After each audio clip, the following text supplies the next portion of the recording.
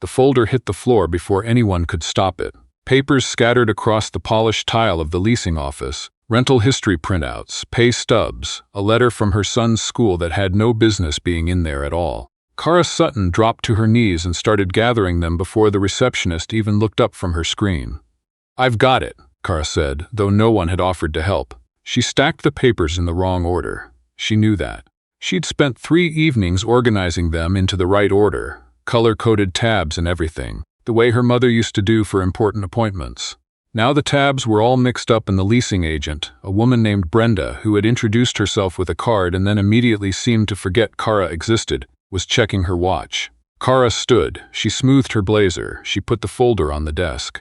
"As I was saying," she said, "I have 14 months of on-time rent from my previous landlord. I also have a letter of reference from my supervisor at the hospital." Brenda looked at the folder without touching it.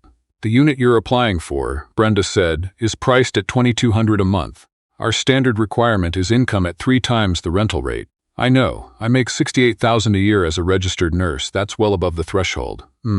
Brenda typed something. "And you mentioned there's a child. My son, he's 6. His name is Theo." Cara paused. "Theoretically, that shouldn't affect the application. We just need to note all occupants." "Of course," Brenda typed again.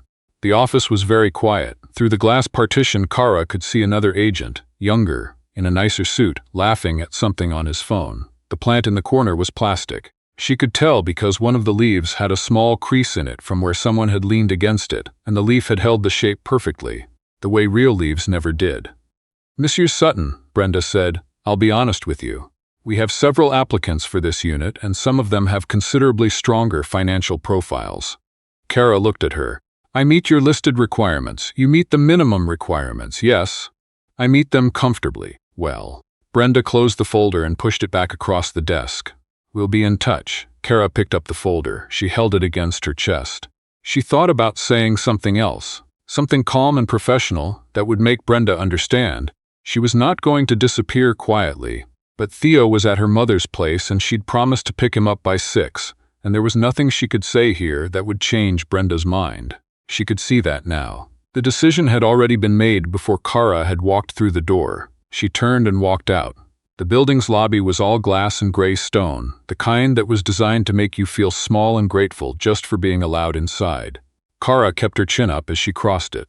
She had learned over the past 2 years that keeping her chin up was its own kind of stubbornness. She was almost at the exit when she walked straight into someone. Not bumped into full-body collision. The folder went flying again, and this time her phone went with it, skittering across the tile, and the papers spilled out in a wide arc across the floor. "I'm so sorry," she started. "My fault," the man said immediately. He was already crouching down, gathering papers. "I wasn't watching where I was going." Cara crouched too. She reached for a paper and their hands almost touched, and she pulled back slightly and he didn't notice, or pretended not to. He had dark hair going slightly gray at the temples, and he was wearing a coat that probably cost more than her monthly rent. Not the imagined rent. Her current rent, which was also too expensive. "Here," he said, passing her a stack. "Thank you." She looked at the papers as she took them. Pay stub on top. She flipped it face down without thinking. "I think this is yours too." He held out her phone. The screen had cracked in one corner. She stared at it for a moment too long. "It's all right," she said.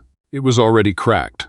That was a lie, but it was a small one. She stood and he stood at the same time, and she got a better look at him. Mid-40s probably, tired around the eyes in a way that looked permanent rather than from last night. He was looking at her with an expression she couldn't quite read, not pity, something more careful than that. "Were you meeting with someone in the building?" he asked. "Trying to rent an apartment." She adjusted the folder under her arm.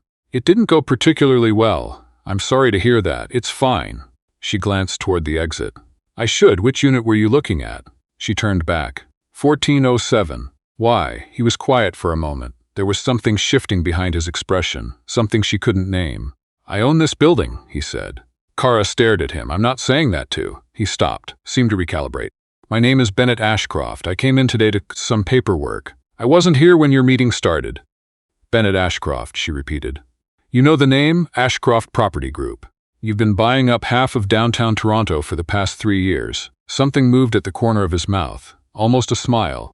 "That's a little dramatic. I'm a nurse. We deal in facts. Fair." He looked at the folder in her arms.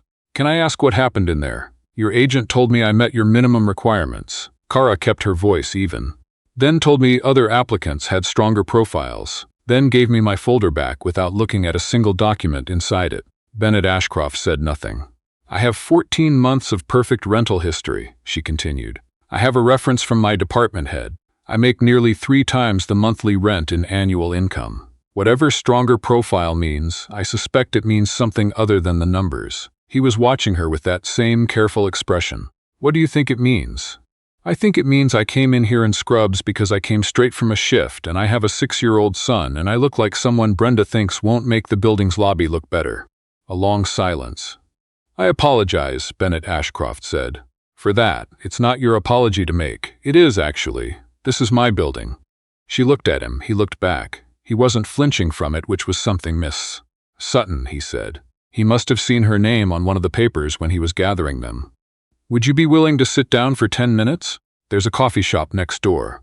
Cara thought about Theo at her mother's, about the cracked screen on her phone, about the 3 other apartments she'd applied for in the past month and the politely worded rejection emails sitting in her inbox. 10 minutes, she said. The coffee shop was small and warm and smelled of cinnamon and old wood. Bennett ordered black coffee and Cara ordered tea because the coffee here was $9 and she still had some pride left. He asked her questions, real ones. Where she worked, Mount Sinai, pediatric ward. How long she'd been nursing, 7 years. Where she was living now, Etobicoke, in a 1-bedroom she'd been sharing with her son since her lease in Leslieville was not renewed after her divorce finalized 2 years ago. 1 bedroom, he said. Theo has the bedroom. I sleep on the pullout. Bennett wrapped his hands around his coffee cup. He had large hands. Working hands, oddly, for someone in property development. Where were you in Leslieville? She told him. He nodded slowly, like he knew it. That building was sold 18 months ago, he said. The new owner converted most of the units to short-term rentals. I know. I watched it happen. I'm sorry. You keep apologizing for things. I keep having things to apologize for. He said it quietly without self-pity. Just like a fact, like her numbers. She looked at him across the small table. There was a photo on the wall behind him. Old Toronto, King Street in winter, streetcar in the foreground. She'd seen it somewhere before. Maybe in a book at the library that Theo had pulled off the shelf. Why did you want to sit down, she asked. Because what you described in that lobby wasn't acceptable. He paused. And because you were the first person today who spoke to me like I was a person and not a signature on a document. I didn't know who you were, I know. The almost smile again, that was exactly it. They sat in silence for a moment. Cara wrapped her fingers around her tea. Outside the window, snow was beginning. The light on Bloor Street had that gray-white quality that came in late November when the sun gave up trying by 3 in the afternoon. My son loves snow, she said, not really meaning to say it out loud. How old is he? 6. Almost 7. He informed me last week that 7 is the age where you become a real person, so he's very much looking forward to it. Bennett looked at her. There was something in his face, a flicker of something that came and went before she could name it. He sounds like someone worth knowing, Bennett said. He is, she said it simply the way she said everything true. He really is, Bennett Ashcroft called her the next morning. Cara almost didn't answer. The number wasn't in her contacts, and it was 7:15, and she had just gotten Theo into his coat and boots, and the whole operation of getting a 6-year-old dressed for Canadian winter in November was its own kind of emergency management. Just a second, she said into the phone, wedging it between her ear and shoulder. Theo mitts, both of them. The left one is under the bench. She heard what sounded like a brief, surprised laugh on the other end. I can call back, Bennett Ashcroft said. No, it's Theo, mittens, it's fine. What is it? He told her that he had reviewed her application personally, that he had also had a conversation with his leasing team, that Unit 1407 was available and her application, by every measurable standard, was the strongest one on file. Cara sat down on the bench in the hallway. Theo was watching her with his one mittened hand and one bare hand, small face serious. Mama, is something wrong? No, baby. She pressed her hand to the back of his head. Something's right. She moved in 3 weeks later on a Saturday, with the help of her brother and his truck and Theo, who insisted on carrying a box labeled books despite the fact that it weighed almost as much as he did.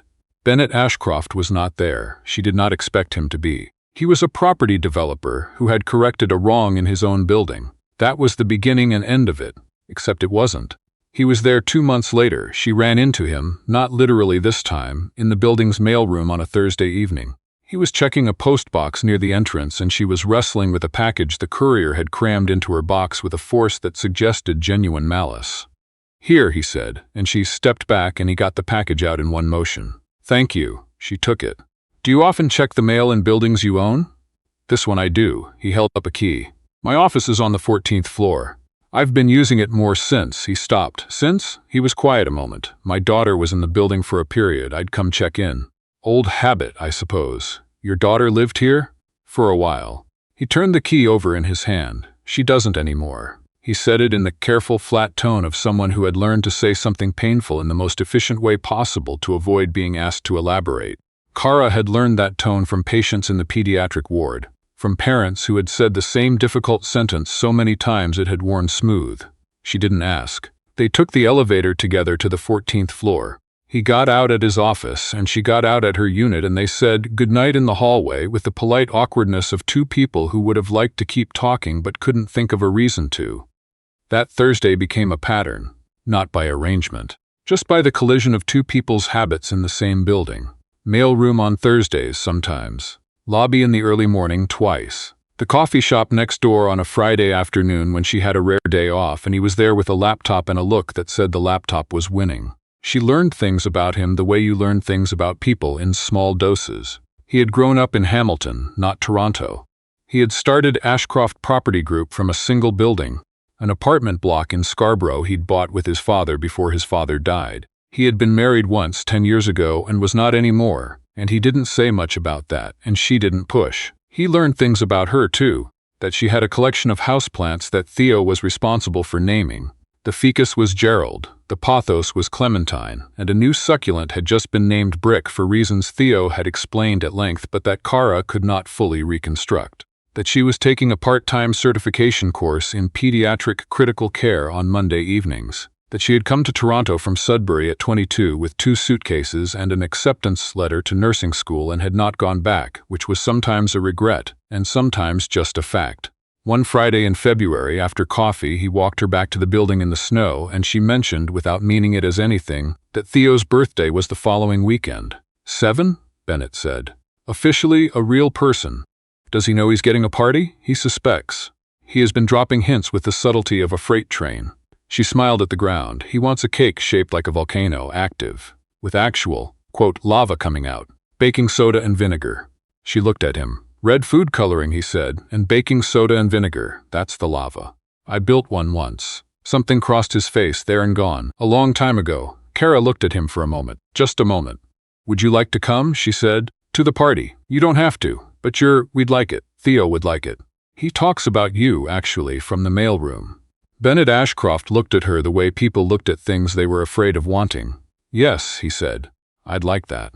The party was 9 children, one very patient grandmother, Cara's brother Marcus with his girlfriend, who was good with kids in the instinctive way of someone who had worked in summer camps, and Bennett Ashcroft standing in the kitchen helping Cara mix the baking soda and vinegar into the papier-mâché volcano they had built the previous Tuesday evening while Theo supervised. The volcano erupted 4 times. Theo considered each eruption a separate and complete success. He got red food coloring on his shirt and didn't care and ran around the apartment for 20 minutes before collapsing on the couch between Bennett and Cara's mother, who had been studying Bennett since he arrived with the focused attention of a woman who had opinions she was not yet ready to voice. After the other children left and Theo was in bed, and Marcus and his girlfriend had washed the dishes and said their goodbyes, and Cara's mother had lingered at the door, giving Bennett one last long evaluating look before finally departing.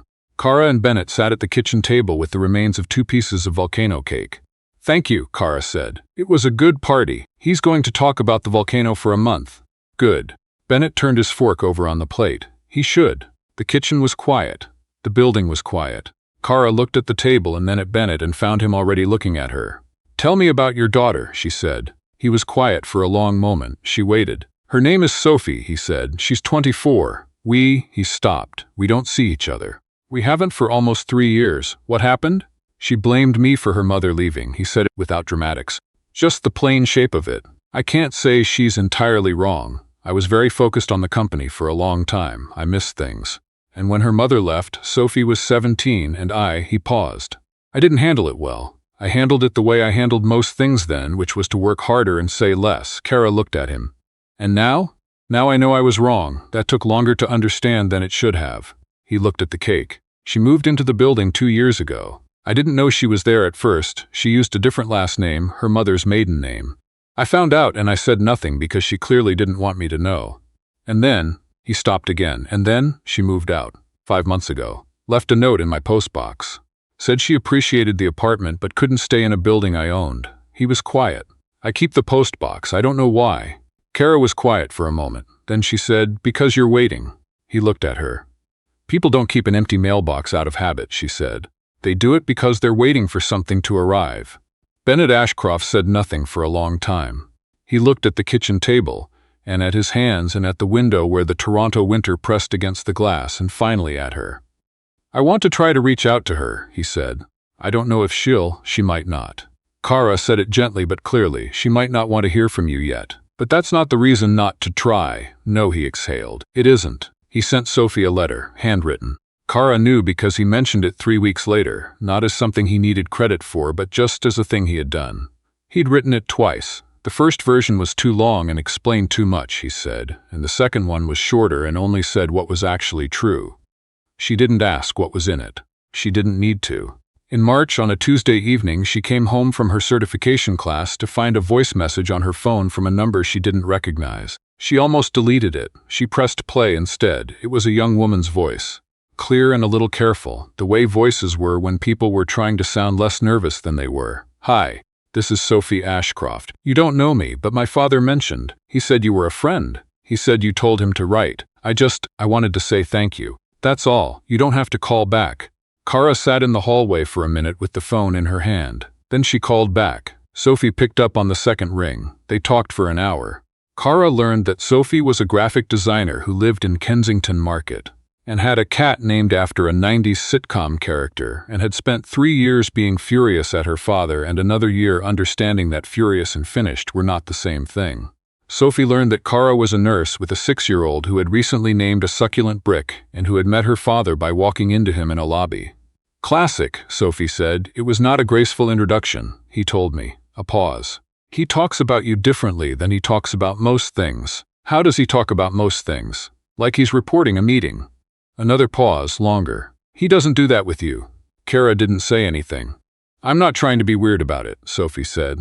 I think he needs people who aren't his employees or his lawyers, and I don't know how to be his daughter yet. I'm working on it. But I think he needed someone first. Cara looked at the door to Theo's room, half open, nightlight visible in the gap. He's a good person, she said. He's trying to be a better one, I know. Sophie's voice was quieter now. That's the hard part, isn't it? It's easier when people aren't trying. In April, Sophie came for dinner. Theo, who had been briefed on the situation with the careful seriousness he applied to all important events, shook her hand at the door and said, I'm Theo, I'm 7, do you like volcanoes? Sophie looked at him. I do, actually, good.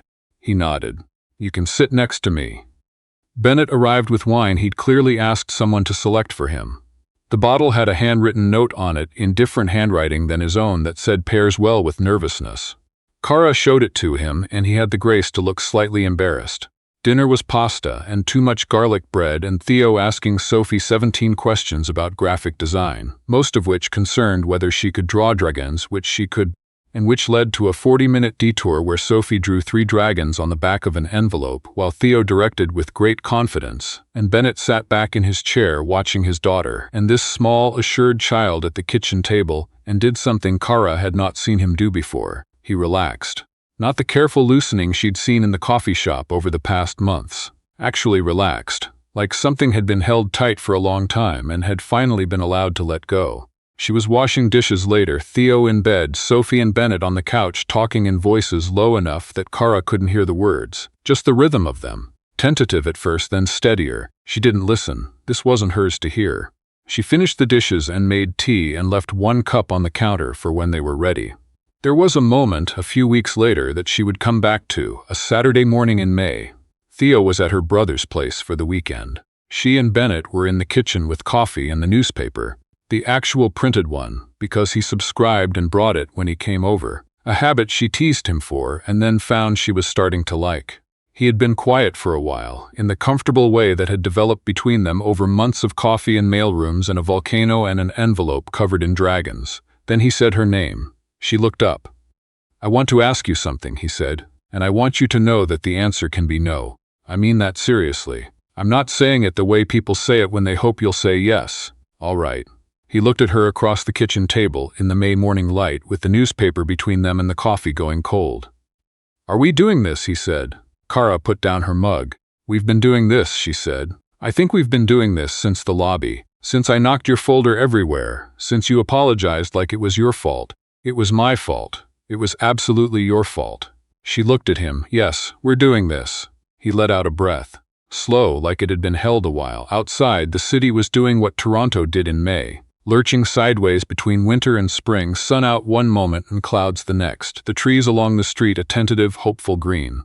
It was the kind of morning that didn't promise anything certain, just the reasonable probability of better days ahead, which, Cara had come to understand, was usually enough.